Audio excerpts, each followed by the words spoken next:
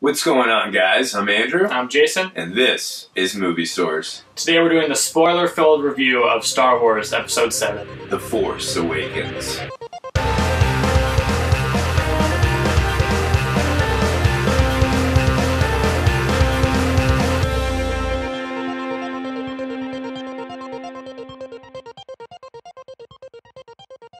Alright, so as we just mentioned, this is our spoiler review. If you have not seen this film yet, what the heck are you doing here? Pause this video, go see the movie, and then please come back and watch this. Also, if you haven't seen this, check out our non-spoiler review. That's up on our channel right now. But again, pause the video, come back to it.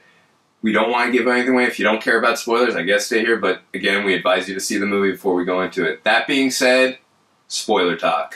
Alright, so Jason, for me, right when we start the film, that opening crawl again, just that I felt like a little kid again in the seats, and it was short and concise and to the point. Didn't give any extra information. Yeah, I love the crawl too. The first words, "Luke Skywalker has vanished." I was hooked in right there, hook, line, and sinker, right there.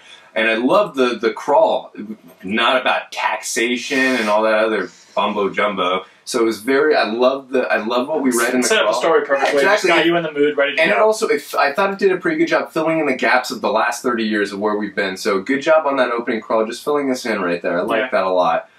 Then when we see that ship just going over the Jakku, that was awesome. And then seeing how big it's again. I love how menacing they're showing how the First Order is. Like in the New Hope, they wanted to show how big the Empire is on that first Star Destroyer we saw in the first shot. I love how big that first song from the score that played when that was happening just got me so into the movie, ready to go. Because the Star Wars score is always makes the movie so good. Classic John Williams, of course. So then we see.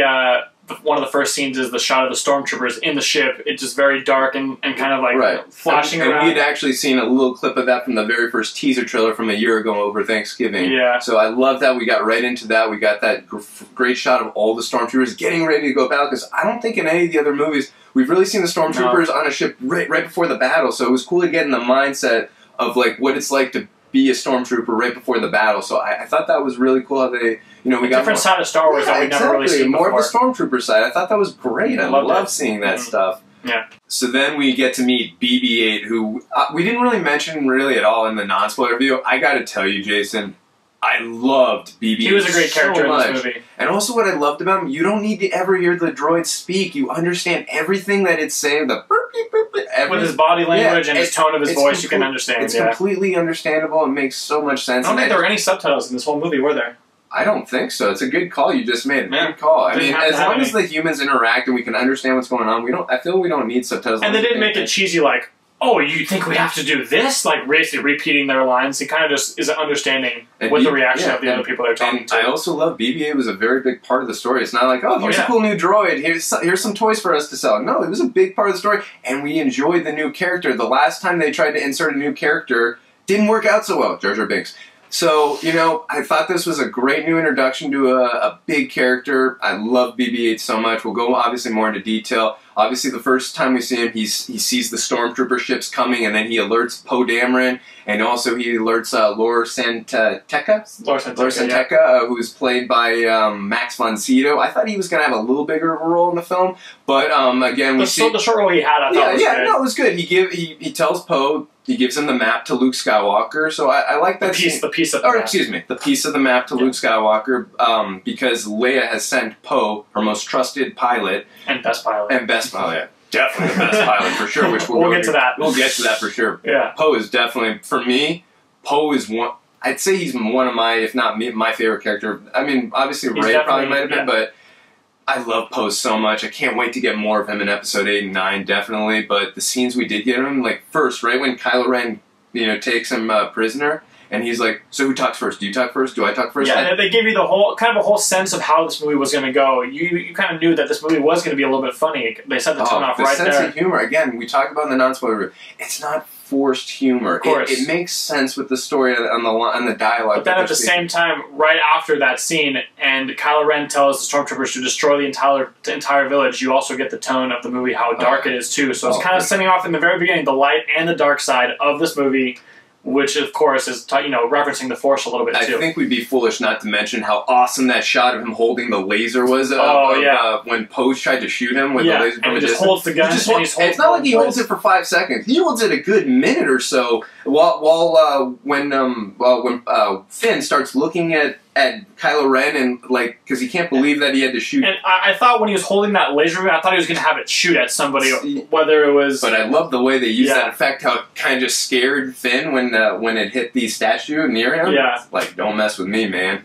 So I thought that was great. How we saw how powerful immediately, because I'd never seen Vader or any other Sith, no, he's not a Sith. He's more of a Knight of Ren. Yeah. But I'd never seen a character with that much force power ever hold a laser shot like that. So cool and powerful. I love that scene. Poe gives BB-8 the piece of the map to Luke and tells him that it's safer with him than with Poe. Yeah, it's very. And tells him to run. Just to get away as far as he can. And like I said, it's very reminiscent of Episode 4 where, Leia gives the Death Star plans to R2 and then R2 has to run with C-3PO. Yep. And it's very reminiscent without copying nice callback. Yeah, it was a cool callback. And so when Kylo gives the order to basically destroy the village, that's when you see Finn kind of react and not really, he understands that this is not right. He doesn't want to be any part of this. Oh. And Kylo, as he's walking by, sees Finn kind of, he sees him looking at him, and he sees the blood on his mask from the other stormtrooper who had gotten hit. That's sort of when he realized that, he's like, what am I doing here? And as you just said, I believe that was Finn's first mission as a stormtrooper. So, we got that conflict within the character. I can't do this. I have a conscience. I cannot morally do this. Yeah. It's not for him. So I love that, and he's a little bit scared too. Yeah, no, but I loved how without seeing his eyes or his facial reaction, just from the helmet, you can tell the conflict within the character. Great acting. And when it shows the scene of them shooting, you see him not shooting. Just it's good body language. It tells us what we need to know without actually telling us. Very good direction. Oh, fantastic. J.J. Abrams did a great job. He usually does a great job on his directing of actors in films. I've never, ever had a problem with a J.J. Abrams film like that. Those actors, they're not very good for the most part. Overall, he usually gets great performances out of his cast. So this movie is no exception. He got some brilliant performances out of his cast in this film, no doubt. Also, after that, we finally get to the planet of Jakku, where we get to meet Rey. Thought that was a great exchange. Yeah, you see her scavenging for basically parts or trinkets or whatever. You see her in this huge fallen Imperial ship. And that was such a great shot. Some of those shots are just you see her and it's this you get wide. To see the massive size. You see her going down the road, and then when she gets out, you just see the whole thing, and you're like, oh, okay. A little callback to the older movies. You see the fallen Imperial ships. Yeah, and again, we know how big a Star Destroyer ship can be, but just to see it falling like that and her just going down that line, it's massive how big these ships are. It's such a great shot. And then her rolling down the hill. Yeah, it was such a cool little shot. I thought this scene did a pretty good job of basically describing Rey's life, how tough it is. She brings all these parts back to I forget the guy's name. It's played by Simon Pegg, the alien that wants all the parts of the scavengers, and he's like, I will pay you this much trinkets. But basically, for all her whole day's work, she only gets 1/4 of a portion of food. No, it's not an easy life. And then when she's making the food, that she's making a tick mark basically per day, and you see how many days she's been here. That was cool, that effect when she made the food too. Very cool. And how many days she's been on that planet without her family, who I assume we'll find out later about. Hopefully, yeah. And then also, again, I just love how they showed how hard a life it is on Jakku. Yeah. You have to survive on Jakku, you got to live in a sun planet, which is not easy, desert planet. Then also you have to scavenger around for items, and then you have to sell them to Simon Pegg or guys of that nature to get your livelihood and your money to survive. And it seems like they're cheaters. Guys like Simon Pegg, they don't pay them the right amount. So yeah, and even before she had said, oh, the other day they were half a portion each, not half the whole. He's already changed it a week later. So yeah, no, they get cheated out of clearly a lot of money. So. But that's life, obviously. Sort of a little bit of a similar planet to Tatooine, a little bit. Oh yeah, but more of a junkyard. Absolutely, very similar ideas to Tatooine. But I love the scavengering motif to the whole thing. Awesome! I loved how they did that. As she's eating, she's sitting down outside, and she hears Sorry to cut you off. The scene though of her outside with the helmet on. Yes, I love those. That was a great callback. Yeah, I love those callbacks. Sorry, continue. My bad. They're kind of like sunglasses for her a little bit with the visor. Yeah, it was nice. So basically she's eating her food, and she hears basically BB-8, and he's been captured by Tito. Tito, and she basically saves him from Tito, and she says, Tito has no respect for anyone. Yeah, or I thought it was anything. Right?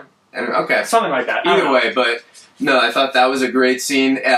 Yeah, obviously there has to be a reason for BB-8 to get into Rey's control, so I thought that was I felt there was going to be like, how are they going to meet? Is it going to be like random? Or it made sense how they met, actually. You know, I mean, yes, it was an interesting part of the desert of all places. I get that, but I thought they did it the right way. Again, there were so many other gaps to fill in. I thought they did that right. How she hears BB-8 in the background, and then she goes out to find him, and then she's not going to allow this thing to be taken apart from obviously an alien that she knows is probably going to sell the parts. And she doesn't want that to happen. So she's a good person. But she doesn't really want BB-8 to follow her. She's like, no, don't follow me. Town's that way. But we see she's a good person. But BB-8 kind of, is like, whatever he does. Even BB-8 can sense she's a good person. I like how we find out right there that she's a good human being. She's a good person.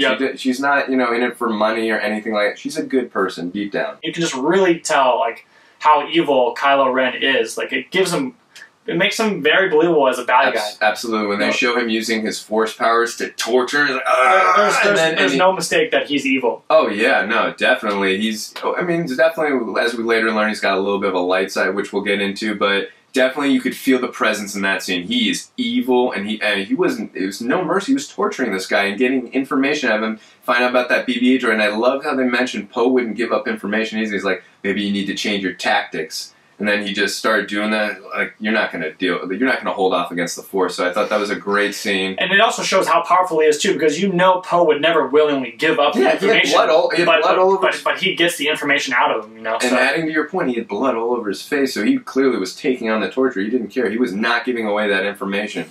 So I thought that was a great scene for both Poe and for both Kylo. We get a sense of Kylo as a villain, and we also get a sense of how devoted Poe is as a resistance fighter. And it also sets up, hopefully, a later confrontation between those two in later movies. I hope so. Good call. I hope so. Absolutely. I thought another phenomenal scene was the scene where Finn grows more of a conscience, like, I have to break this guy up, Poe. So I love where he goes into the chamber, tells them that Kylo Ren wants to see Poe. Then he takes him aside and lets him know. Turn this way. Yeah. He takes him aside and lets him know that he's here to help him. Felt a little reminiscent of the scene where Luke takes off his mask to reveal to Leia. He's like, I'm Luke Skywalker. I'm here to rescue you. Yeah, true. It felt a little reminiscent of that. I love that callback again. And then basically it felt like they. Well, Poe, like, he's like, you're helping me, and he's like, he sort of sees it in Finn. That's kind of a recurring theme, that he's actually, afraid. He wants to get out. He's like, you need a pilot. He's like, and Finn's like, I need a pilot. Yeah, I love that line. So I was laughing. So both times I saw the film, I laughed equally hard on that line. So that was I thought John Boyega, who plays Finn, just did a great job delivering all of Finn's lines in the way that he did. It just made his character. Could have been cheesy too, and he just delivered them. None of his lines were really cheesy. Like, even the cheesy lines weren't cheesy. He delivered it so well. I loved it. He was great. He did a great job. Absolutely. So, and then they get caught right when they're. So yeah, they go steal a TIE fighter because Poe says he can fly anything. I love Poe's line. I've always wanted to fly one of these things. This thing can really move. It was cool to really be inside the TIE fighter. You see the close up of, like, the TIE fighter fighters, but never really inside the TIE. I thought that was great. And you never saw, like, the two, pilot on this side and the gunner on the other side. Exactly. I thought that was. But as they're flying off, they're still caught on the, I think it's a fuel pump or something, that they're caught. And Poe says, I can fix this, but they're still caught. It kind of makes everyone alert that they're stealing the ship. It kind of causes a commotion. And they even shoot inside the control room a little bit. Yeah. But it sort of makes everyone aware that they're about to leave. They finally get free, and they go out, and they start chasing him with the blasters. And then he asks him what his name is, and he says FN2187. He's like, FN? I'm not calling you FN. Finn. He's like, all right, I like that. Yeah. Great building of chemistry with those two. And just that little scene, it's like a 30-second scene. It's so quick, and it develops those characters so well, and it just makes instant friendship. Am I weird to say in that 30 seconds, I felt way more chemistry between those two than I ever felt in 3 movies between Anakin and Obi-Wan. Yeah. In 30 seconds. It's true. I'm just saying. That was great chemistry, great acting, great direction. fantastic. I love that scene where they break out and then they get hit by a missile, I believe, and they, go into Jakku. And also Poe is explaining to him, we have to go back to Jakku. He's like, what, are you crazy? We can't go back to Jakku. He says, well, I have to get my droid. It's like, no droid is that important. It's like, well, this one is. This one is, I know. So, it's a great scene, and then they, I believe after that they land. They get hit, and it shows them inside the control room. It says they're just disabled as they're falling. So after that, basically, Finn wakes up, and he looks around. Poe. Poe's not around. He goes back to the ship. He's looking for Poe. He reaches inside, grabs Poe's jacket. Which would lead any normal human being, if you just find a jacket of someone, they're probably going to be dead. So that was his assumption. Well, like we were talking about earlier, Poe hadn't put on his jacket when they were escaping, so he just hung it up. Yes. Because originally when I saw the film, I was like, oh, why is the jacket just hanging there? But like you said, Poe wasn't wearing it. It's very hard for Finn to notice, oh, did he hang his jacket? They're in a life and death situation, so, it's not Finn's job to remember if he was wearing it or not, so... Right. I don't mind that. So anyways, he grabs the jacket, and all of a sudden the ship just goes underneath the sand. The sand envelops the ship, and he goes away. And he in his mind, thinks that Poe is dead. No, I mean, again, if as an audience member, because we've seen trailers where there's more Poe scenes, I think most of the audience, if you're not, you had to know. Yeah, you had to know this guy. They're not going to kill this guy this early. So I knew he was still alive. But definitely they set it up nicely to where Finn thought he was dead. Absolutely, I loved that. And then Finn afterwards, he's got a long walk ahead of him. It's not like, oh, the next town's right over there. He's got I love how they're showing him covering himself, walking through the desert, how thirsty he's getting. Like, they're keeping it real, definitely real. So I love that aspect of it. And then when he finds the town, it felt like a shot of Luke and Obi-Wan seeing Mos Eisley for the first time, where he sees the town in Jakku, where Rey goes to. Yeah, good scene. I love the callback. Another big wide shot. I just love how they had so many of these shots in this movie. Absolutely. So anyways, Finn gets to the town, and he's looking for water. Water. He finds it with this big, gross pig animal. He's like, you know what? I don't care. He drinks it, and he's like, oh, this is disgusting. And he goes right back because he needs more water. So all of a sudden, he hears Rey in trouble, being attacked by 2 or 3 people trying to get BB-8. So he runs to help her. But then as he's running, he sees that she just beats the shit out of them. He's like, he makes that face. He's just like, wow. I think not only what you just said, the importance of that scene, it shows Rey has hand-to-hand combat abilities. She beat the crap out of those guys with a staff. It wasn't like she had an easy device like a lightsaber and a blaster. She beat the crap out of 3 or 4 guys. I don't remember how many there were. They were outnumbered trying to steal BB-8, and she beat them pretty handily. And I mean, again, like you said, Finn was about to help her, like, she doesn't need help. This girl knows how to fight. Yep. So I love how they established that there for a later scene, which we're going to go into more detail about. I believe right before that, she was going to get 60. That's right. Things for BB-8, right? 60 what money? I forgot what the money was called. It was 60 portions. 60 portions. There you go. She was going to get 60 portions for BB-8. What we had found out was he was obviously a spy for the First Order because he's like, get that droid. Yeah. So he didn't just want a droid randomly like that. It was obviously the First Order had made an announcement that they're looking for a BB-8 droid. Yeah. He wanted to get the glory of that. So clearly he's not a very good guy. Simon Pegg's extended cameo character. I love that little exchange scene where she's about to take the money, and then she's like, no. And you see her character too. Like, she realizes that this droid is important, and she's not just going to sell him away for basically for Again, food. Good character development. Yeah, they did a great job with that. Absolutely. So anyways, then after that, she chases him down, knocks him out, and basically they have their first meeting, and he explains. I love when she says, "Are you resist?" I'm resistance. I'm resistance. I've never seen one of you before. Oh, well, this is what we look like. Some of us look different. Some of us look good. Great lines. Just great humor, lines. and the way he delivers it is it's so not forced. Exactly. It's part of the story. It makes sense. It's great humor. Something the prequels were really missing was a lot of wood and stiff. I don't want to go into those, but just something that the dialogue in all those movies was not very good. Too, a lot of those movies, they're just standing around and talking. This is moving. It's very fast-paced. Oh, the pacing in this movie, I wasn't bored 1 second. I was like, wow, we're here. Wow, the movie's That's over. another thing I thought about BB-8 too. Like, R2-D2 is very slow. He rolls. BB-8 can run fast, so he can keep up with them when they're running. But to get up to defend R2-D2, he was made in 1977 when they were challenged at that time. I'm not bashing R2-D2. I just am complimenting BB-8. Oh yeah, no, BB-8 moves quickly. And he's very fitting for this movie, which is very fast paced. And then the scene where we see the TIE fighters, and then they start going after them. Then they start running. Best scene for me personally, just from the crowd roaring and reacting when they're running to find a ship, and she's like, how about this ship? No, Finn says, how about this ship? That ship is garbage. We'll take this one. Then it explodes, and she's like, the garbage will do. Then the pan over, we see the Millennium Falcon. And everybody the cheers. whole crowd erupted. I'm like, that was a yes! great moment. That's when you feel like Star Wars. That was the moment where I thought, you're like, yes, this is Star Wars. And then the music was like, the Falcon Perfect thing. music cue. Oh yeah, no, perfect. And then the cinematography when they're escaping where they're fighting the fighters, brilliant scene. Also, I felt so much nostalgicism when they go into the ship for the first time. I'm like, God, we haven't been here in so long. I'm missing the inside of the ship, and the interior. She goes to the cockpit, and he goes to the gunner seat. And like you said, he's a little bit hard to control. Just like when Luke and Han were fighting them in A New Hope. But it took him a minute to get used to it because it's very old technology, and he wasn't used to it.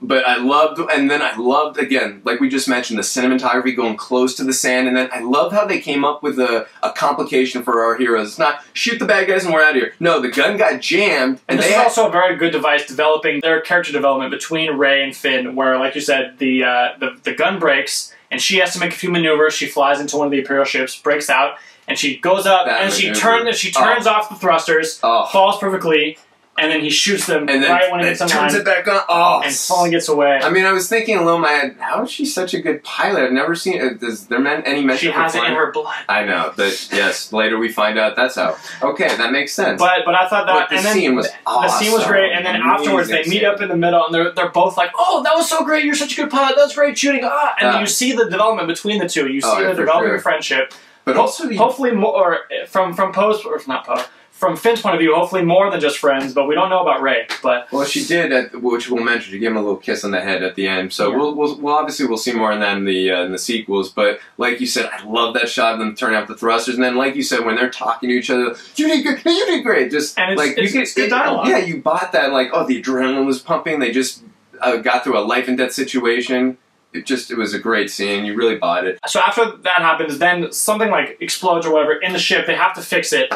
And while that's happening, Rey says, No, you're going to have to tell me where the base is. If it's need-to-know basis. Yes. So this is where Finn's kind of caught because he had told her he's Resistance, but he's really not. He doesn't know where the base is. He has no idea. So he turns to BB-8. This is more development between BB-8 and Finn. So he's like, between you and me, I'm not Resistance. You're going to have to tell me where the base is. Tell me. And then you see the shot where, like, no, what, should I? So he tells Rey, he's like, oh yeah, that's where it is. And he's like, yeah. And then BB-8, the thumbs up. The crowd erupted too, and funny. I was erupting. That was probably my favorite exchange. It was one of the funniest parts of the whole movie too, and it was just so simple. It was great. Thumbs up. And then after that, we get a sense of Kylo Ren's temper a little bit. Yes. Again, I love this scene where they tell Kylo Ren that the BB-8 unit has escaped, and then they let him know that it was who helped. He says, the BB-8 unit flew a ship away from you guys. It had help. FN 2187. It's like he knows it was that. He lashes out those crazy temper tantrum, and then the line after. Anything else? I love that line because he's got a sense of humor. And I thought it was funny, and it also, as I keep saying, more character development, showing you. Like, his character, he has a temper tantrum, he has a temper. Like, he's very angry, you know? He's not just a person who just follows orders. He's got emotions, too. Like, even with Darth Vader, I thought he's just very stiff all the time. He has emotion, but... You try having a sense of humor when you get burned by No, of course, but I'm just saying, you get a sense of who Kylo Ren is throughout this movie. Yeah, you know? Of course. And also, then he mentions that, he says anything else, and the guy says... There was a girl. What girl? Like, that was, to me, that was foreshadowing. Yeah, because he knows that this girl is going to be important. He reacted quite quickly right when he said there was a girl. What girl? Because he knew on Jakku there might be a girl. I don't know. Like, it seemed like I think when the officer, whoever it was, told him, he felt it inside of him somehow, whether they're related or not, or whether just he knows that she has the Force within her. Like, he felt something when they said that there's a girl, too, so... Well, hopefully they'll go into more of that. And then after that, like we were talking about, we get two familiar characters rather. They get, it's again a little bit of a homage to the tractor beam when they're being pulled into the Death Star. The Falcon gets boarded, gets basically captured by this big ship. A freighter ship. You don't know. You know, they think it's First Order, right? But so they hide in the little cargo area or whatever it is. Mm-hmm. Yep. And then, like you said, we see when two familiar faces, Han and Chewie. And they say the lines, "Chewie, we're home." Yep. Love that line. Love that scene. Then when you hear Chewie growl, the banter between those two throughout the movie was it felt Star Wars. And I also loved how they literally found them right away because they know their ship. They know their ship. That's where he would hide. That's where he hid in The New Hope. I know, right? So, and so he says, "Where are you? Where's the pilot?" She says, "I'm the pilot." And right then, too, Harrison, "You're the pilot?" That's also setting up more like. And then he tells him he's Han Solo, and like, "You're General Han Solo," like, and like, oh, so like. He's a little bit of a legend. It sounds like there's stories and he says, "I used to be." I love that line. Great line. So basically, they're talking and they reference Luke Skywalker, and he says, "Luke, the Force, it's all real." They talk about that, kind of explaining. Everyone thinks it's a legend, yeah, but he says it's all real. Han Solo says that Luke had been training a new group of Jedis because he was the last one. So and one of them had betrayed them. One of them betrayed and ruined the whole thing. And he says that Luke just leaves because he feels responsible for the whole thing. I love how Han Solo set up that this guy had betrayed Luke Skywalker, and it was, I love how they set that up. And then, Luke feels guilty about this, which is why he has vanished. Exactly. A great little filler gap. And why has Luke vanished? Where has he gone? That's why. Okay, that makes sense a little bit. Fills in a little backstory. Absolutely, because again, like we mentioned, there's so much you got to fill in 30-year time span. So with the 2 hours and 10 minutes that they had, they did a great job filling most of that stuff in for me. After that happens, Han gets boarded by. Well, he's boarded by two different crews. One of them, He's in trouble again, yeah, as usual. Han Solo. He owes 50,000 to one group and 50,000 to another group that was basically the cast of the raid. I thought they were a little bit wasted because if you got the cast of one of the greatest martial arts films ever, use them. And then the scene after that, it starts showing like those CGI monsters. Me personally, I didn't care about those CGI monsters. That was it was a device to let them get away. Yeah, no, I get, but the part where Finn gets captured by one of those monsters, and then basically Rey's got to just him. Yeah, well, she saves him, but she's got to she goes in a little bit of panic. Like she finds the camera, slams the door. I was like, beautiful. It was great how they saved him right there because I was thinking, man, how is she gonna save them? Door lock, perfect device right there to get him out of that danger. And then when Finn is explaining, Rey's just that was lucky. She didn't have to go into it. Oh, I'm the one who saved you. That's sort of more. No, it shows her character. She's not there to gloat. She's just let's get the heck out of here. So then they basically all escape in the Millennium Falcon and jump to light speed right from the ship, which I thought was cool. Oh, that was great. With the Wrath Tower monster still on the ship, and they just and escape. Then he was like, "Do you normally go into light speed from?" I asked that question after I do it. Yeah. Great line.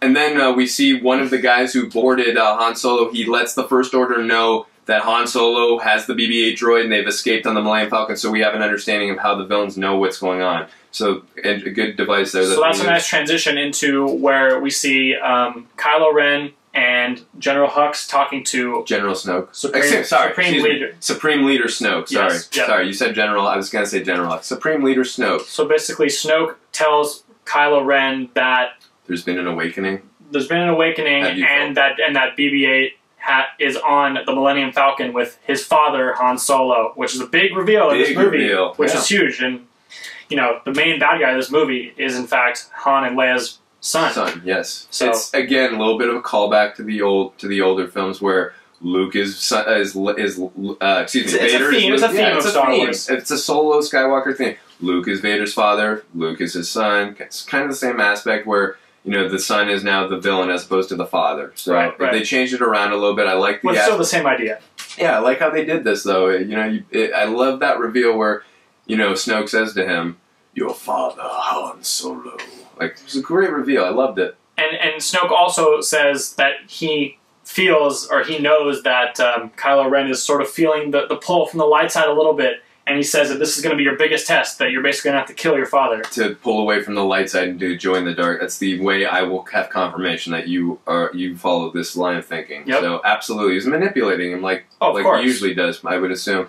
Also, I love how General Hux and Kylo Ren, they don't like each other. Oh yeah, you can see the tension between them. Oh yeah, I love that tension's great. I love how they're just, not everyone gets along. great. I love the tension I like between that. them. Maybe, you know, set it up for future stories, see like that tension even get even crazier in the future movies. So Yep. I like how they set that up very nicely. General Hux tells Supreme Leader Snoke that the super weapon is ready, and basically Snoke tells him, oversee the plans and fire it when ready. And again, we learn that the Starkiller base gets its power from the sun. By the way, little fun fact, Starkiller was the last name supposed to be for Luke Skywalker in the original first film. It was supposed to be Luke Starkiller. Thank God that didn't happen, so they, you know, pay a little homage calling it Starkiller. I like how they brought the name back in. I love it. In a natural way. Yeah, it's great. No, and I it made sense for the base name, too. Yeah, so. no, totally. But I like how we see that basically the base gets its energy from the sun. That's how it fires its weapon. When the sun is done draining into it, when all the light is gone from the sun, it fires. I really love the scene where Kylo Ren is talking to the Darth Vader helmet, just where he's like, he's definitely feeling a little conflict in him. He's feeling a little more of the light. He knows that he feels the light side, and he's like, help me, grandfather. I love how he says grandfather. Great line. But also, it's just, I was thinking too, is like, you know, he turns to the light side. I know myth is that he's always a dark side legend, but also we're told that Luke trained him, so I'm trying to think, you know, maybe this will be explained in later movies. Did Luke tell him that Darth Vader joined the light side at the end when he killed the Emperor? Did he let him know about that information or not? So it's going to be curious. It's definitely going to be interesting to find that out, because if he's truly following in Vader's foot tracks, Vader goes to the light side. Maybe that's foreshadowing. I don't know, but definitely was an interesting scene for me. Next, after that, the Millennium Falcon arrives at Takanada, is that what it's called? Where Maz Kanata's planet is. I love right when they landed, I believe Han Solo offered Rey a job because he was so impressed with how she was able to deal with pilot and then, you know, fixing the when they were going into the compressor, and they just had talked about certain things that, you know, people had added to the ship, but they were both in disagreement. They were very similar. You sort of got that, you know, they were connecting a little bit. On Absolutely, something. And he gives her the gun. He's like, she's like, no, I don't need it. I can handle myself. I know you can. So that's why I'm giving you the gun. But also, too, really quick, the scene right before that. Basically, Han Solo can sense that Finn is not exactly who he says he is. He's full of shit. Yeah, like Han Solo was back in the day. So Han can tell guys like him. You can't bullshit a bullshit. Yeah, exactly. So Han basically says to him, you know, women, they always find out. Always. Great line. It was so great. It was a great line. Perfect. Again, that felt like Han Solo to me. Because Han knows women and he knows bullshit. So clearly. And then we get to meet Maz Kanata, played by Lupita Nyong'o. Some people... I liked her character. Yeah, I did too. Some people thought the CGI kind of... It didn't bother me. I thought she was a good-looking character. Like, for CGI, I thought she looked great. She didn't look super fake. Obviously, you know she's CGI, but she didn't look fake. For me, personally, I agree. I didn't, feel she looked too fake. I thought that was great how she was giving a lot of knowledge to the plot and all. And also, she could see in Finn's eyes. He didn't want to be there. He was on the run from the First Order. And she let him know that those people over there, they're transport. You can escape for work from them. So I like how I don't know. She's been alive. They say she's been alive for so long. Since she says, you've been alive long enough. You can see the same eyes in different people. You have the eyes of someone who wants to run. Yeah, I felt like maybe she knows Yoda or something. I don't know. She might. Yeah, we'll have to. Maybe we'll get more into the backstory of Maz Kanata in the next few films. But yeah. I definitely like how they portrayed her. And then when Finn, goes to work. Yeah, he's going to go talk to those people, and Rey confronts him. Yeah, and she's like, "What are you doing? Don't leave!" And he's like, "I can't. I have to leave." He tells her the truth. He's not Resistance. That he's First Order and he's been on the run and he doesn't want to do this anymore. He just wants to escape. He just wants to, and he tells Rey to come with her. Well, because he's been on the inside of the First Order, he knows how powerful they are, and he just can't. He can't be a part of it. He just has to get away. Yeah, no, and you can see the conflict with him. He wants the fear. Yeah, and also he tells Rey to come with him, and when she says she can, he says, "Take care of yourself." And you can tell he doesn't want to leave, but he's in such fear. He wants to leave, but he wants her to come with him. Yeah, exactly. Well, he doesn't want to leave her, rather. Right. Sorry, he does want to leave, but not leave her. He wants her to come with him, and you can see the look on his face when he's walking out the door, that he's very, he's definitely sad about it. And you feel the chemistry between the two, which I love. And so right after he's leaving, she turns and she sort of hears something calling to her. It's the light, basically. She follows this voice or something downstairs into the basement, into a box where she discovers the lightsaber, Luke's lightsaber. And Anakin's lightsaber. And Anakin's lightsaber. The one that he used to kill many younglings in Episode 3 Revenge. Yeah, but... I know, I'm just making it just a joke. But just, no, it was a great homage again to see that lightsaber. It was like, wow, it looks just like it did back in the day. It was great to see. Yeah. And I was just going to say, I want to know how Maz Kanata got that lightsaber back, because last time we saw that lightsaber, Darth Vader flung Luke Skywalker's hand off. It's a great question for another time. I know, but I like that they didn't explain everything. I hope they do answer how she did get it. This movie left plenty of questions, which hopefully will be answered in later movies. If they're answered, then yes, I don't mind those things, but I do want to know how she got that lightsaber. So anyways, as soon as she touches a lightsaber, it triggers this vision or this flashback where some of the scenes are we see Luke with his robotic hand touching R2-D2, probably giving him the piece of the map, maybe shutting him down, that kind of thing. Yeah. Also, I believe we hear Obi-Wan and Yoda's voice at some point in that. Yes. So that's what I heard J.J. Abrams confirm. So I got to rewatch it and listen for that, but I believe it's Ewan McGregor's voice as Obi-Wan when he says, Rey.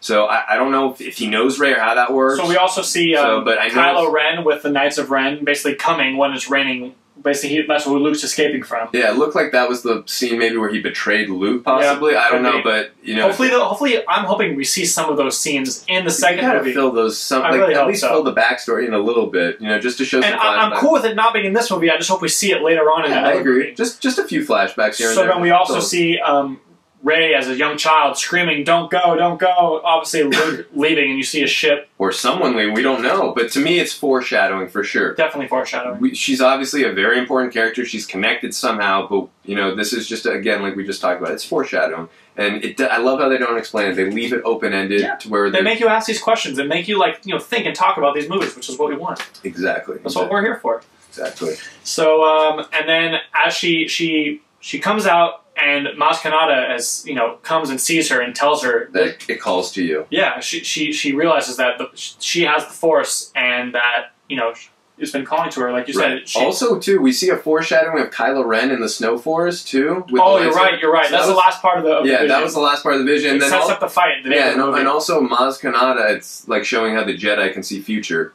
Also, I like how Maz Kanata, she tries telling her that it calls her, and then Rey's like, I don't want any part of this. And then she runs off. I think BB-8 chases her down. She does, yeah. She runs up into the forest. And then after that, First Order is on the scene due to the spies that we had met earlier. Right when we got to Maz Kanata, we had seen spies for both the Resistance and both the First Order. Let them both know that the BB-8 droid is here. Another thing I want to mention too is I love how they, it's sort of like the bar scene from A New Hope when they get to Maz Kanata. Yeah, good call. No, it definitely felt like Maz Eisley. Definitely, I felt that. It was a good callback to that. I'm glad you mentioned that. Absolutely. And like you said, they show the one droid alert the Resistance that their droid is here, and then the one alien says alert the First Order that the droid they're looking for is here. Exactly. Setting up the battle where they both clash. Exactly. No, it was again. They do such great little things where you're like, wait, that doesn't... Okay, that makes sense. Now we get why the first... They do such a great job. Yeah, and they do it so quickly. Like, it's not a big deal. It's very subtle, it's very quick, and it makes sense to why we are here in the plot and why we have gotten to this scene. It makes total sense. Also, then we see again, like we just talked about, the Resistance and the First Order finally coming, and then at that point, Finn's like, he's got to go save Rey. He's not going to leave anymore in a transport because he doesn't have time anyways. Well, also, right then is when they see... the Starkiller base firing off that big weapon. Yes, right? Sorry. While they're on there, that a little bit, that's when they see the thing firing and they see the 5 planets blown up. I just would have liked, just really quick, I don't want to go too much in this scene because there wasn't a lot. They blew up 5 planets. I believe one of them was Gurazon. If someone, thinks I'm wrong, please correct me in the comment section. I believe one of them was Gurazon, but they didn't really explain to us which of the... I know they said the Republic. Yeah. I just would have liked to have known a little more about those planets, just so I could have a little more of an emotional attachment. I'm not saying I have no emotional attachment to 20 billion people, of course. I just didn't know anything about who was being shot. I agree. I just think it was one of those things where it had so much to put in this movie, some of it had to be left out. I agree, but I like how powerful they showed that this base is, 5 planets. Huge, all in one shot. One shot, that's scary. Pretty good and they could see it through, they could see the Resistance guys. They could see that fire. I love the shot of the firing going through Kylo Ren's, through the Star Destroyer. Right. Where Kylo could see, and then we see the J.J. Abrams classic Flynn's lair shot. So that was really cool. Finn knows this is the First Order. He knows how powerful they are. Yes, good call. I didn't skip that a little bit. Good call. Cool.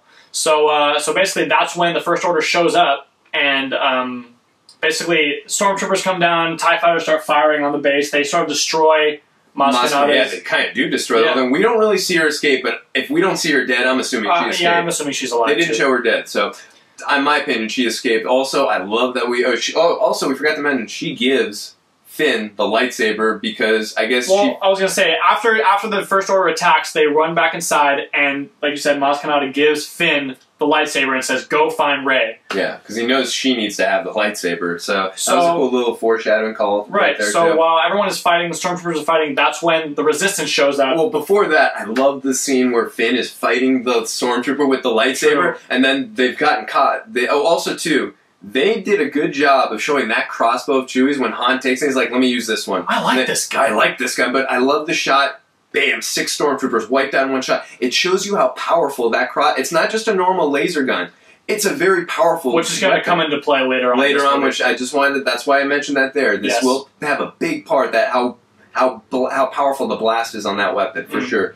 Then after that, they get caught. No, like you said, Finn is fighting that stormtrooper. Another thing I liked in this movie, that the stormtroopers weren't completely useless in this movie like they were in the original. Missing their targets every shot. Yeah, and the one guy with that strong gun was actually holding up to a lightsaber. It was a powerful weapon, and he was fighting. Yeah, no, it was actually a good fight. I enjoyed that fight. It was well choreographed. It didn't look like it was like the prequels, totally like a dance choreographed. It was just like 2 guys going at it. I love that. Finn's about to get killed basically when Han fires that powerful blaster and kills that stormtrooper. Great shot of Han saving him there. So this is where what I think is one of the best scenes in this entire movie. You see the X-Wing fleet coming in, and you see Poe, and you see that he's alive, and it shows him destroying at least like 7 or 8 TIE fighters and some stormtroopers on the ground. A single shot of him just flying around the whole way, and then it zooms in on Finn, and he's like, "Whoa, that is one hell of a pilot!" And he doesn't even know that it's Poe, but he's just so excited. Like we mentioned earlier, the great cinematography in the film. Yeah. That's, like you just said, I don't want to go too much more into it, but that shot where the camera doesn't blink at all, it's one single tracking shot showing, Poe taking them all out. One of the most exciting moments I've ever seen in a Star Wars film, and that's saying something. So, such a great... And it shows, this guy is the best pilot on the galaxy, by far. By far. So it was a great scene for Poe. Loved it. Really made him into an action hero rather in that one little clip, one shot. So then we get to Kylo and Rey in the forest. Basically, she takes her laser beam and tries shooting him a few times with the laser gun, and obviously Kylo just stops her in her tracks. I love how that's the first time I'd really seen that too, where she just freezes him up in like the face of it, and then he says, "Where is the BB-8 unit?" And he's got the lightsaber right near her face. Like I felt like I could almost feel the heat from that lightsaber near her face. Yep. It was a scary moment for one of our heroes. I just like in that scene where he's holding her down, and I like that he's reading her mind, and he sees, "Oh, you've seen where Luke Skywalker is. I don't need the BB-8 unit anymore." And then he knocks her out. Then he takes her to be tortured or, interrogated. Basically takes her to the ship, and Finn sees her, and he's like, "Rey!" He's so upset. He starts running after her. Yep. And so he goes back to Han, and he's like, "We have the saber." And then that's when Leia shows up. That was a very emotional moment, for sure.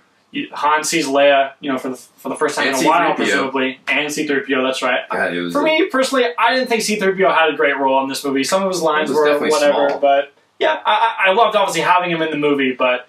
Yeah, no, I feel it. I'm not going to get into C-3PO. Just say it was great to see him. I'm not going to go, "Oh my God, he made the plot." You might not recognize me with my red arm. Yeah, no, it was nice to see C-3PO again. I loved it, but the exchange between Han and Leia seeing each other, I love seeing them back together again. Yeah, of course. It was 30 years in the making. You got to see some of their back and forth banter a little bit, which is reminiscent of the older films. But I thought it was good too. Absolutely, and I think also, did he mention that that he saw their son? He did.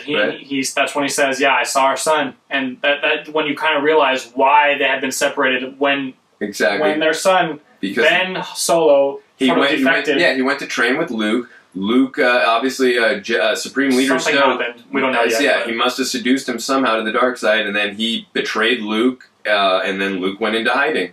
So I like how they set that up. That sort of tore their family apart a little bit. Yeah, absolutely. So that was good sort of backstory as to why they hadn't really been together. Exactly. Absolutely agreed. So Finn... And then also, I'm so sorry, the scene where Chewbacca hugs Leia. Yeah, that was a nice scene. Oh, God, it made me feel like I don't know, just nostalgic. I love seeing them together. So Finn goes to them saying, "We have to basically get Rey back," and Leia says, "No, you have to help. You have to tell me everything you know because you've been on the inside." They're coming up with a plan to destroy the Death Star, or excuse me, to destroy Starkiller Base. They have to devise a plan to come up with that. Speaking of the Death Star, I like when they're at the base, they're devising their plan, and it says they show the Death Star, and they're like, "This is the Death Star. This is Star." I sort of thought that was a little bit of them saying, "Oh, these are the old movies, and this is our now big movie." But you know what? I thought it was fun. But yeah, no, it was funny. Definitely. Yeah. And I also like in that scene how you see a lot of actors that J.J. Abrams has worked with before in the past. And it's just, I feel like he wanted to bring some of his friends, some of the people that he knew into this movie. Definitely agree. We forgot to mention the scene where they come back on Dakar and Finn sees Poe for the first when they've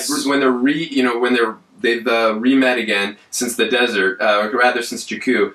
Just a great moment, like, Finn, Poe, you're alive. Hey, that's my jacket. Oh, no, it looks good on you. Take it back. No, it suits you. It suits you. It was a great scene between them. It sets up the bond and the friendship. And he also says, "You brought BB-8 back. You completed my mission. You're a good man." Yes. Bingo. The Instant chemistry of the friendship is set. Now it's Han and Luke again, kind of in that sense. In that sense of a friendship, not character. Friendship, yes. I'm saying in the sense of friendship, it's Han and Luke. In the sense of friendship, it's like that. And I have a feeling in the next movie that those two are going to be with each other a lot. Yeah, I feel like the trio. I think what they set up for this film: Rey, Finn, and Poe. That's our new trio. And then Kylo Ren is obviously the bad guy. Yeah, exactly. Those are the four main characters. Those are the four main characters. Our four in the previous were Princess Leia, Luke, Han, and Darth Vader. And now we have a new four. Now we have a new four, and I love the new four. All four characters, I love them all, which was my fear. Am I going to like these guys as much as I like the original? I love them so much. I'm not going to go into compare, but I love them. So they've made their plan. They know what they need to do to destroy the base, and basically they set off. Well, before that, basically Leia says to Han, "How you got? I want you to bring our son back." And yes. And then Han says, "If Luke couldn't reach him, how am I?" And she says, "You're his. Luke was his uncle. You're his father," or something like that. But I mean, it was. And they're sort of setting up, something where Han has that look in his face that he's like, "Okay, this is going to be a tough task. This is going to be Exactly. We'll just leave it at that. Yeah, we'll leave it at that, and we'll go more into detail when we get deeper into. And Leia also says, "So how, basically, how are you going to enter the? Their shields stop. Anything coming that's going slower than light speed." I love his line where he says, "You're not going to like it. You're not going to like it." So basically, they jump to light speed and they turn out of light speed right at the planet, and they pull up. They get on the planet. It's great. It's great, and that shot of them almost rolling off the mountain. Yeah. Really cool shot. So basically what they have to do is destroy this one shaft that will basically give them a clear shot to... First they got to lower the shields, right? And then destroy the shaft, Yes, right? yes. So, lower the shields to destroy the shaft, yeah. Right. A funny scene for me where, as we were just talking, where Harrison Ford is saying, what did you do when you were here? Sanitation. Sanitation? He's like, it's all right. We can use the Force. We'll figure it out. We'll use the Force. That's not how the Force works. I'm like, I love these so funny. So funny. I thought that was Harrison Ford's best delivered line too. He just was so in the moment there. Oh, it was by far. That's not how the Force works. That's not how the Force works. I love those lines. Great. No, it was definitely one character who I felt was completely misused, but again, they can make up for it in episodes 8 and 9. Captain Phasma. Chewbacca tackles her. He wants and then Finn says, "I'm in charge. Phasma. Bring it down. Bring it down." Sorry about that. I love that part where that happens and Finn gets in her face, but she gave up the shit. I mean, for me, again, you're right. This can be due to bad marketing, but I thought she was set up to be the female Boba Fett of the series. She was like a badass. Badass. She gave up those shields pretty easily for someone willing to die for your empire, or for your Snoke, whatever. She gave up the shields pretty easily, and then after that, they're like, agree. I thought the line was funny with, "You got any trash compact or trash pans or compactors?" Trash compactor? Yeah, it was fun. A throwback to episode 4 with what they went in, the garbage chute. Definitely. That was fine, but we never actually showed her throwing in there or her escaping. I'm assuming she escaped, but still, I would have liked more closure on that. I agree. So, but one of the more underutilized characters, which could have been good. Maybe she'll have a role in the next movie, but we'll see. And then we got to get into really quick Kylo Ren trying to torture and get information out of... Yes, the scene between Kylo Ren and Rey, where she's in the straps, and he's looking inside her mind. He's like, "Oh yeah, you're so lonely. I see your family has left you, blah, blah, blah." And he's like, "Oh, I see in your dreams that ocean, that island," sort of foreshadowing what's going to come at the very end of this movie. Absolutely. They do a lot of good job foreshadowing a lot. Telling you things without actually having to say. And then we realize, then he realizes Rey's actually resisting him, and then she can read his mind. He's like, you're afraid you'll never be as powerful as Darth Vader. And then like you can see the fear in him, like that's his biggest fear. He can't be as powerful as his grandfather. So then immediately after that, he goes to Supreme Leader Snoke and lets her know this is what the Force Awakens. It's her, clearly. You know, he basically lets her know that he says she is stronger with the Force than she knows. She's untrained, but she's stronger than she knows. And basically at the end, we don't want to get into it too much. Basically, Supreme Leader Snoke says, "Bring her to me." And then immediately after that, we get one of the coolest cameos ever by Daniel Craig as a stormtrooper. A total homage scene to the "These are not the droids you are looking for." I love this. You will unhinge my straps and leave this room, basically. Yeah, and then and then he's like, that's her realizing that she has these powers. I like how it took a few times for her to do it, and then at the end when he's about to walk out, she's like, "And you will drop your gun, and I will drop my gun." More humor. Yeah. Really listen to the voice. It's Daniel Craig. I know you didn't at first really hear it. I personally did. I don't want to go too much into it, but it was a cool cameo by Daniel Craig to be in a stormtrooper without physically seeing his face, and a great scene. Then Kylo Ren starts coming in looking for her, and then when he sees that she's escaped, he's like, "No, no!" He lashes out again, and you see more of this tantrum. Yeah, the temper tantrum, and then when you see the chair come out from that scene, and then the stormtroopers are walking by and they see it, and then they walk the other way. They're like, we don't want any part of this. I'll go the other way. It's so funny. Again, without even saying anything. You're the great humor. Yes. Good job. This movie was very funny without trying to be. Absolutely. Well, I mean, you know, they had definitely good screenwriters. They had Lawrence Katzen, who did Empire Strikes Back, Return of the Jedi. They had Michael Arnett. And also they had J.J. Abrams, a good trio of writers. So definitely great job. Worked out well for this movie. Very well, absolutely. Now Han and Chewie and Finn are looking for Rey. They see her climbing on the wall, and they meet up with her. And basically, Chewie says that it's Finn's idea, so Rey and Finn are, on good terms. No. Ray gives him a big hug, like, thank you. Like, you can, again, you see that chemistry building even more. Like, now she's... They're best friends. Yeah, they're either best friends or maybe she's starting to feel something for him. I don't know. But you can definitely feel that sense of chemistry and that relationship between them. It's really beautifully shown. I loved it.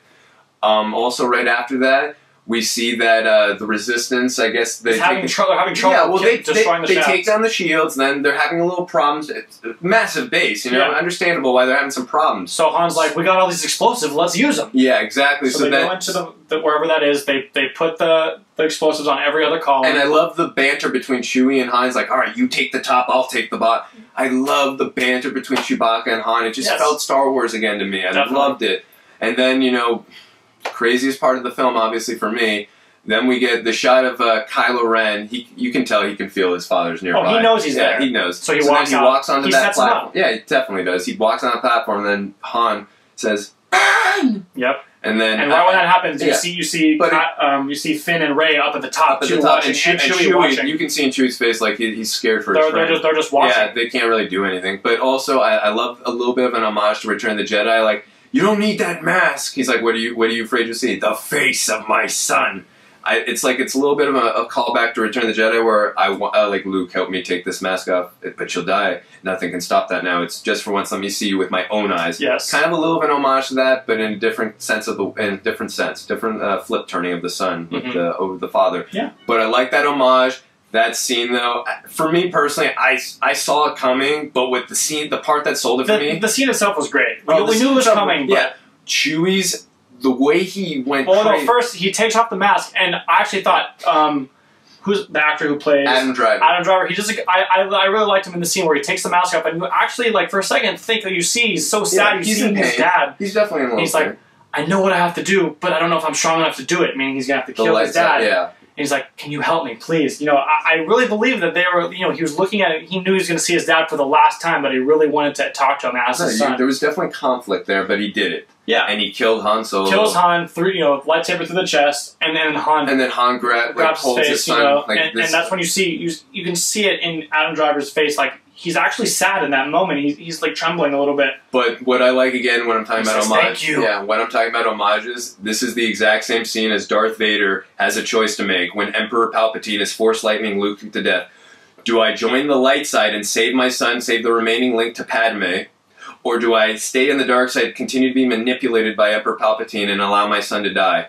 Kylo Ren was dealt the exact same situation he had a choice to go to the light side and walk away with his father, or turn to the dark side and kill his father. He did the exact opposite of his idol, and I also think this is he joined the dark side. And this is also the beginning of a character arc too, where, like you said, Kylo made the decision that he made to kill his father through manipulation. From Snoke. So, but again, this is the part of the scene that really sold it for me. Chewbacca's cry. I started crying when I heard Chewbacca. A little bit inside, just it really like I felt that when he was crying, like how sad he was. He's so sad and angry. Leia's reaction, I understood it. She could feel a disturbance in the Force. I would have liked. I'm not saying go over the top, but the love of your life just died. The father of your son, you could sense it. I just didn't really totally buy her reaction. I understood the reaction. I just would have I didn't buy it like on Chewbacca's level. Yeah, like Chewbacca, I felt his pain and misery. I didn't truly feel it as much with Leia. I understood what she was going through. I could through her face, but I would have liked a little more animation of how much pain she was really in. So right after Chewie reacts, he shoots with Kylo Ren a crossbow, with not a normal laser gun. A crossbow, a gun that a laser gun in this film that we've been shown is more powerful than most other blasters. And hits Kylo Ren right in the side of the chest. Because he was busy watching his father falling to the ground, so understand why he wouldn't block that one. Yeah, maybe he didn't know they were his mind also he's watching his father plummet to the ground.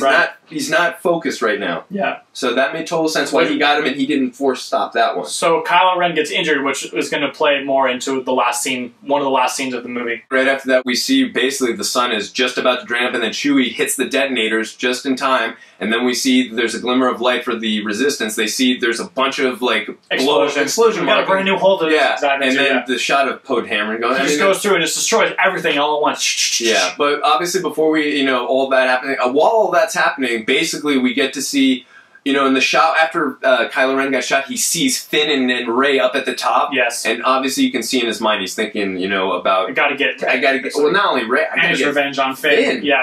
That FN 2187. He's gotta get revenge on him. Yep. So I love when he confronts them in that snow forest and he's like, traitor! Well, first he force pushes Rey against the tree and she goes unconscious. And then while Finn turns his back on Kylo Ren, which I thought was not a smart decision, he was going to the girl he's in love with, so it was understandable. It was a mistake, but a human trait that didn't cost him in that particular moment. But then we see Kylo Ren just whoops the floor with him. Oh, it would have, in my opinion, he would have whooped him even faster. But they show the part of him hitting himself and the blood's coming down.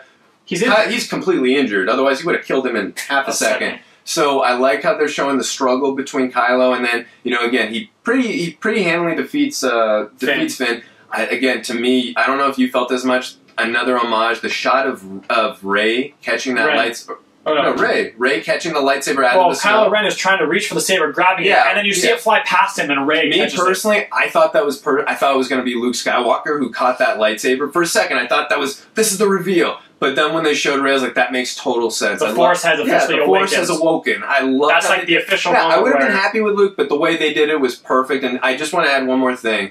I know we talked about Han Solo dying. I wish we could have seen a Han Solo and Luke Skywalker scene. Just one. It would have been nice. Yeah, but sorry, getting back into this scene.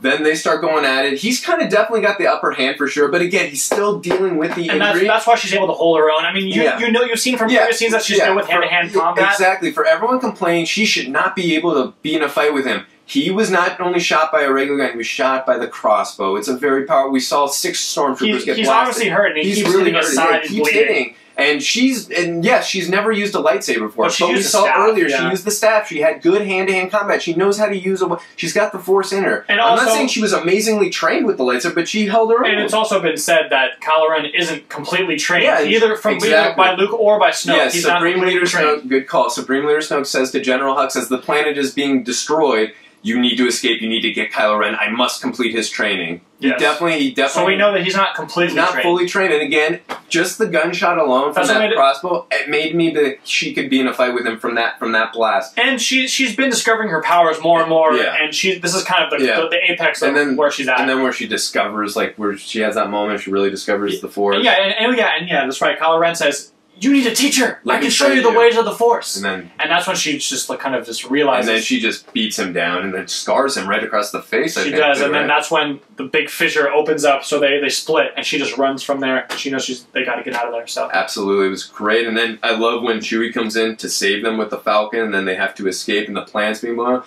Again, they didn't show Kylo Ren escaping. I think safe assumption he escaped. We know he's alive. I would have liked them showing Captain Phasma escaping. I'm assuming she escaped again. I just would have liked and General Hux as well. Yeah, again, I understand you can't show everything. Just seeing them escape on a ship, gone. I would have just liked that just for a second. Exactly. I mean, we keep asking for non-exposition. I know they don't have to tell you, but I know. It's sort of known. So. Yeah, but again, not that big of a deal. It didn't really, this film is terrible because, no, it's just a little baby gripe. I would have liked them to show, but it's not that, honestly, not that bad. I know Kylo Ren survived. I have an idea that Captain Phasma survived. Yes. So I'm not griping about that, but I just would have liked a little closure. The scene then when they come back to Dakar and Leia looks like she's known. I mean, everyone, they're in mourning, of course. She obviously knows that she knows. Well, no, yeah, but I'm talking about where she knows Rey, and without saying a word. Yeah. Rey walks up to Leia, and they hug. Yeah, there's got to be something to that because she. Hi, who are you? Oh, you're Rey. Yeah, they've nice never shown them in this movie meeting before. This is the first time we've ever seen them meet. From us as an audience, we've never seen them meet. Yeah. So the hug, nice and like just the embrace, and they're both just so sad.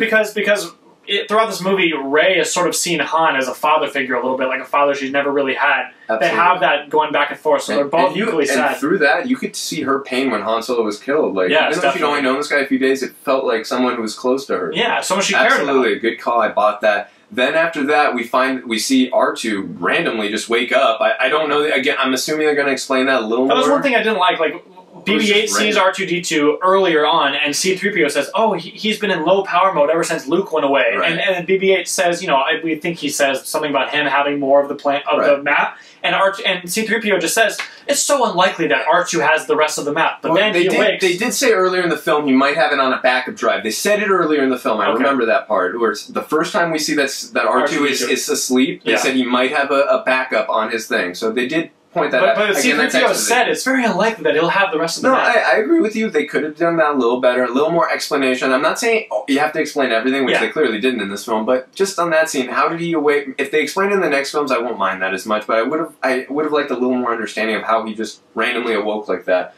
Did Luke wake him? I mean, again, I like how we're asking questions, but I do want an explanation at some point on how he woke up. So yeah, R2 wakes up, he shows the map, and then Poe gives BB-8 the little piece, and he shines it in, and they know where Luke is. Yeah, and again, for me, and then after that, we see Leia say to Rey, "May the Force be with you." And then she goes off with Chewie and R2 to go find Luke. And also another quick shot when they're leaving, it shows. Finn is also. She gives Finn a kiss goodbye. That's right. Finn is still unconscious from the battle. Yeah, he's in like a coma or something. He's being medically healed, and she has to leave, and she doesn't have time for him to wake up. So she gives him a kiss on the cheek and says, "I'll see you again. I'll see you again, my friend." And didn't she say thank you too, or no? Yeah, she does. Maybe I don't know. But I'll see you again, my friend. They've been through a lot together. Yeah, but no, that was. But then right after that, it shows Rey walking into the cockpit, and she looks over at Chewie, and they're like, "All right, we're the new duo. They're the new captains of the Millennium Falcon." Yeah, absolutely. I love that exchange. Like, Chewie, you're not alone. I'm here with you too.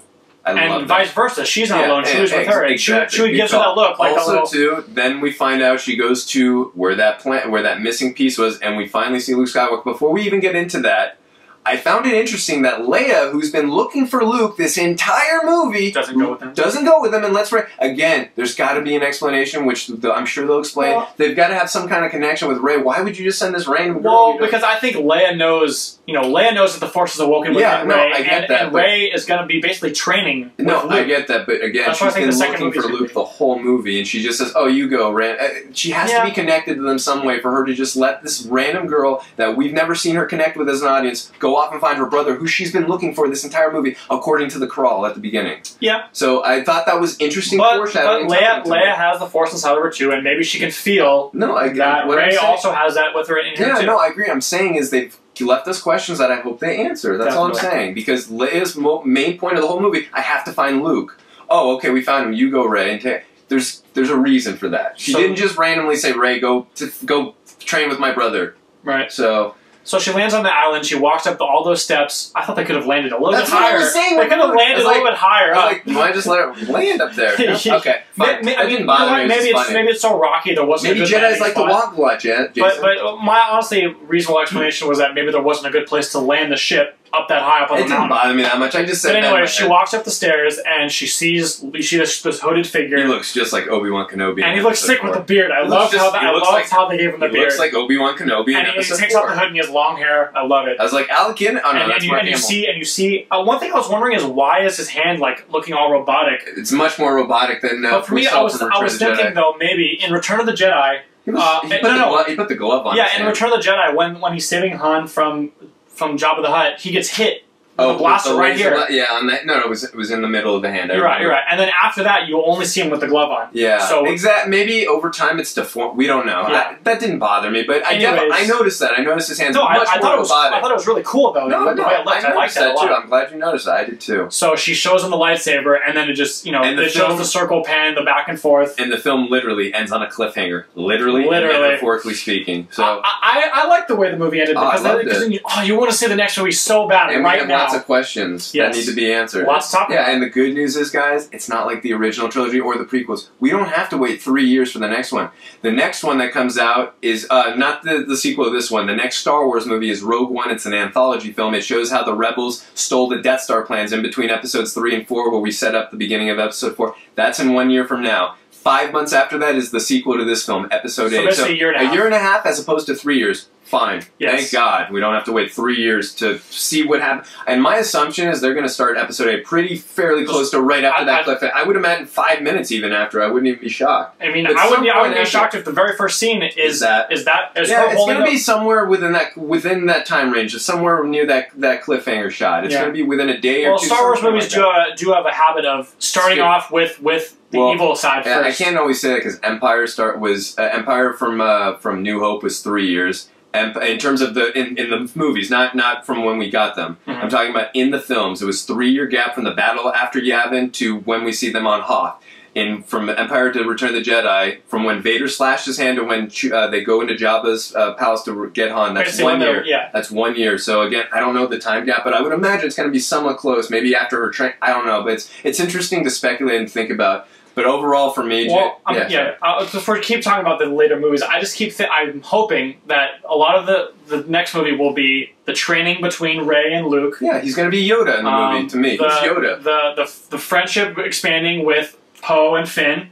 I just want to see Luke and Snoke get in a lightsaber battle at some point. Yeah, that would be great. Yoda versus the old Sith, because again, to me, Luke is the new Yoda. And I also am hoping that we just see some of the backstory with Ben Solo, Kylo Ren, where he defected and was and made the Knights of Ren. Even if it's just through flashbacks or whatever, or explaining. Yeah, Luke those are the three things that I want to see from the next movie. I would imagine Luke in the next movie is going to talk to her about, but then show a little bit instead of just talking about it. I agree with you completely. Overall, my rating of this film hasn't changed. I still got a 9.1 out of 10. I love this film. I've seen it twice already. I'm about to see it a third time later today. I can't wait to continuously dissect more about this film.